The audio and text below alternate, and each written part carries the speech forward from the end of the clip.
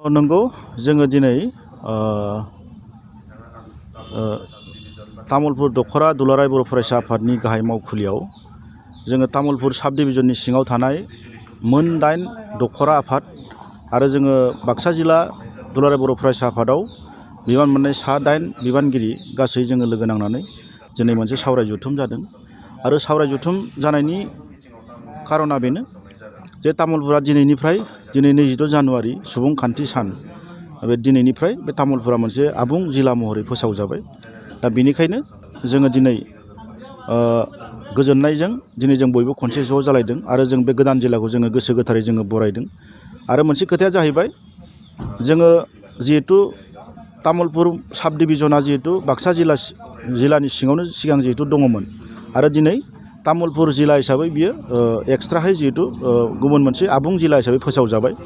दा बेनिखायनो जों दुलाराय बर' फरायसा आफादाबो जोंहा जिहेतु जोङो समाजजों जिहेतु खाथि सोमोन्दो थानाय रायजो राजाजों खाथि सोमोन्दो थानाय जिहेतु आफाद खामानि मावनाय दांनायाव जाहाथे दुलाराय बर' फरायसा आफादा सुबिदा जायो मोजां जायो बिनि थाखाय जोङो माखासे खोथाफोरखौ जों सावरायलायदों जे जिल्ला फोसावजानाय लोगो लोगोनो जों दुलाराय बर' फरायसा आफादखौबो जाहाथे मिरु दुलाराय बर' फरायसा आफादा तामुलपुर जिल्ला गोदान तामुलपुर जिल्ला दुलाराय बर' फरायसा आफाद हिसाबै जाहाथे दाफुंनानै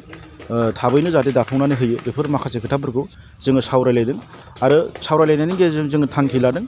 जोङो दुलाराय बर' फरायसा आफादनिसिम जोङो दिनै सावरायलायनायनि गेजेरजों जों थांखि लादों आरो जोङो गाबोन बा बे सानसे साननैनि गेजेराव जों दुलाराय बर' फरायसा आफादनिसिम मोनसे आर'जलाइ बा गोसोखां बिलाइ जोङो दैथायनो थाखाय जोङो थांखि लादों जोङो बेखौबो सानदों आरो बेखौबो जों सावरायलायनाय जों गुवारै गोथौयै जोङो जुदि खम समनि गेजेरावनो तामुलपुर जिल्ला दुलाराय बर' फरायसा आफादा दाफुंजायोब्ला जोङो 15 फेब्रुवारि दुलाराय बर' फरायसा आफादनि गायसनथाइ सान जोनोम सान बे हाबाफारिखौ जों तामुलपुर जिल्ला हिसाबै फालिनो सानदों आरो फैगौ समाव जोङो जिहेतु मिरु दुलाराय बर' फरायसा आफादनि बोसोरारि जखनथाइ थान्दै जखनथाइया जिहेतु कार्बि आंलंआव जानो थांगासिनो दङ मार्चनि 3, 4 आरो 5 खालाराव दा बेवहायबो जोङो तामुलपुर जिल्ला दुलाराय बर' फरायसा आफाद हिसाबै जोङो बाहागो लाहैनो जोङो गोसो जादों दा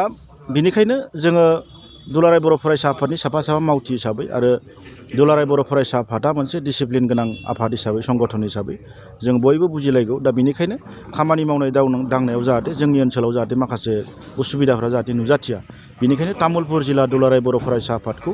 थाबैनो खम समनि गेजेरावनो दाफुंना होनांगौनि थाखाय जों मिरु दुलाराय बर' फरायसा आफादनिसिम जोङो थांखि दैथायहरगोन आरो जों आसा खालामदों मिरु दुलाराय बर' फरायसा आफादा बे तामुलपुर जिल्ला दुलाराय बर' फरायसा आफादखौ खम समनि गेजेरावनो दाफुंनानै होगोन।